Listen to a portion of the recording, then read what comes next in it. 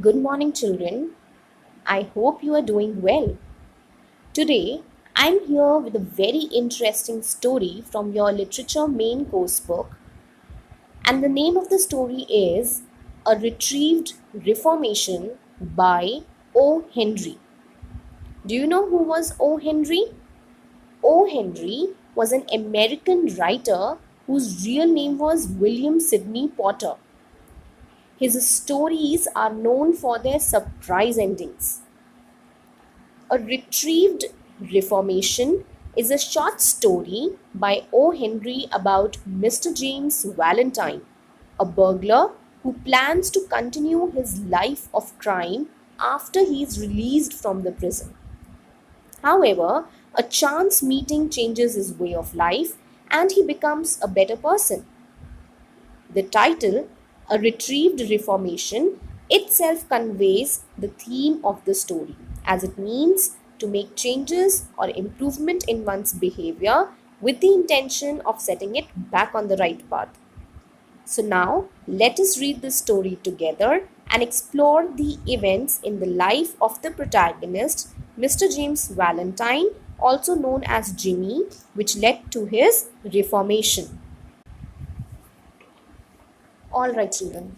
Remember, Mr. James Valentine was imprisoned for his involvement in safe breaking. So, his occupation was to break open safes to steal valuable things like money and other valuable items, right? So, the story begins from the time of his release from the prison. Now, let's read the first paragraph. Mr. James Valentine walked out of the prison into the sunshine, a free man.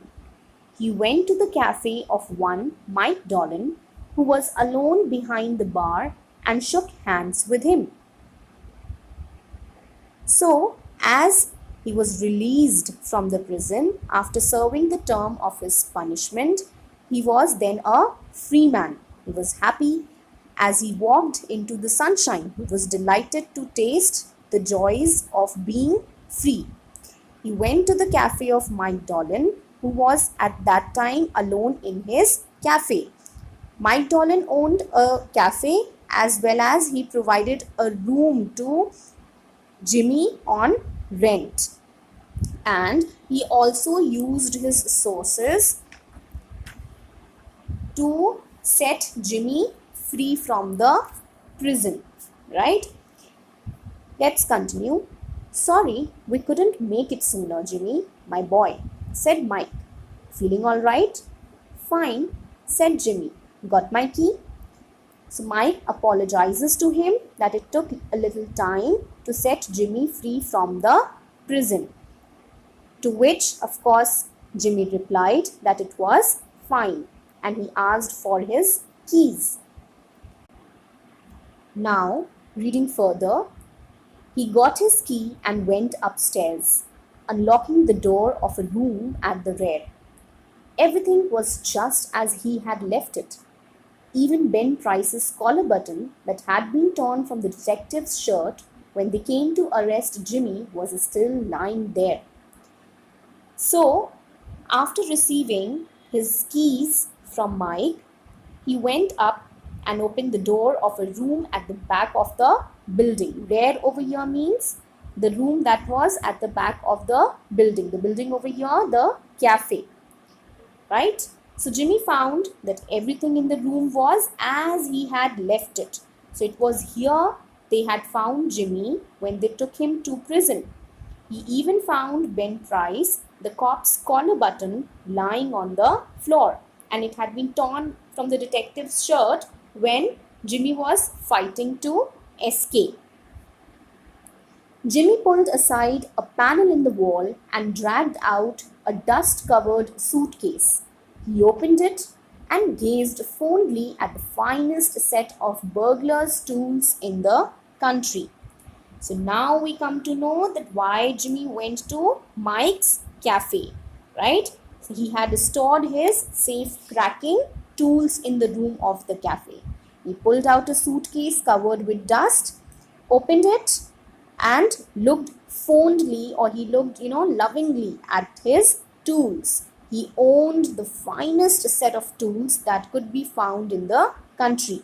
This shows how much the tools were dear or valuable to him, right? And this also indicates that he would, of course, resume or continue his business of crime. That is why he went there to get his tools, to get the set of tools of burglary, right?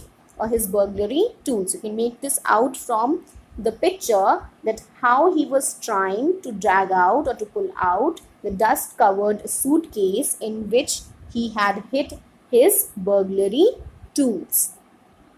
All right. Then, shortly after the release of Valentine, there were neat jobs of safe burglary with no clue to the thief. The losses mounted and were now high enough to bring the matter up into Ben Price's class of work. So, as some days passed after Jimmy's release, many cases of safe burglary were reported, and no one knew who did it, as the thief left no clue after him. The cases increased in number and were now brought to the notice of Ben Price, a detective officer.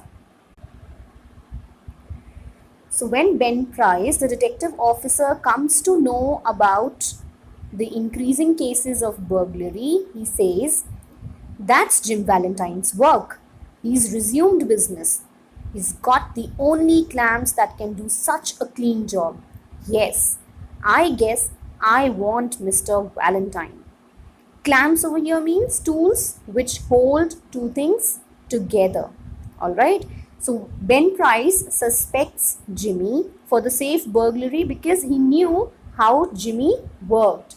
He was sure that it could only be Jimmy who left no clues after the robbery. He was very much sure that Jimmy was the only man who had the tools to do it, and he was the only man who knew how to use tools like this.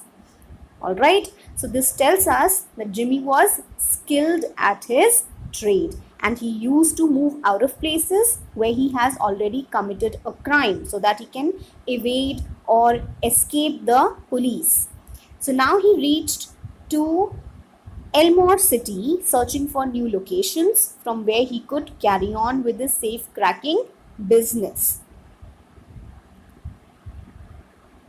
One afternoon in Elmore City, Jimmy, looking like an athletic young student just home from college, went down the broad footpath towards the Planters Hotel.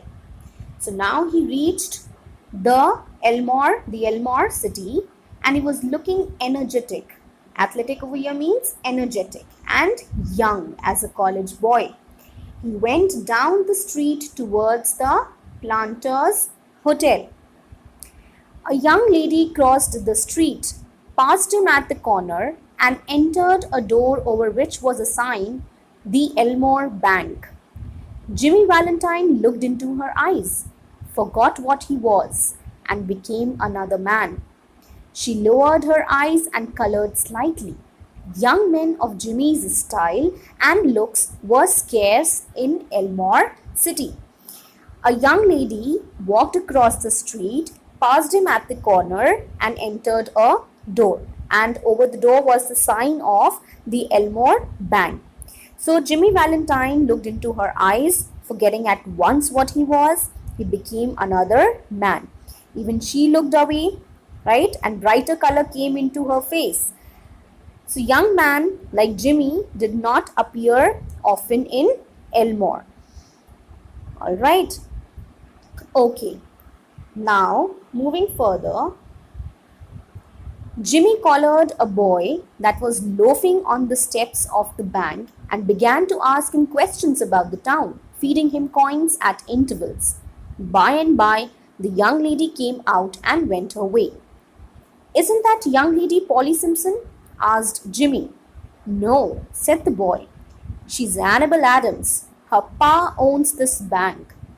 More coins filled the boy's pocket as Jimmy extracted information about Annabel Adams.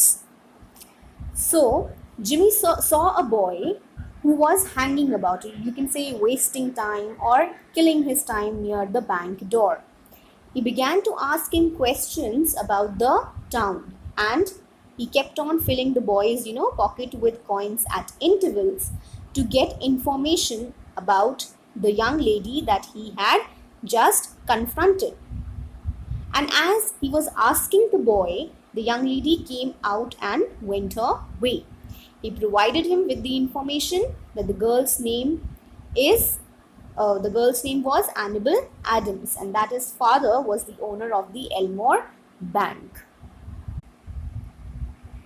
So here comes the first twist. Jimmy came to Elmore with the intention to rob new places. Instead, he falls for Annabel Adams, the daughter of the owner of the Elmore Bank. Right?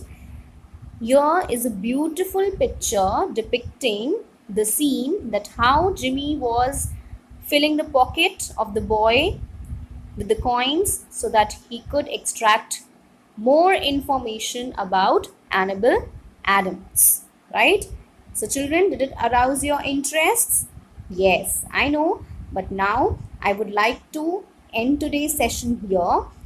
But of course, before taking your leave, I want you all to read the story with proper intonation and voice modulation, right?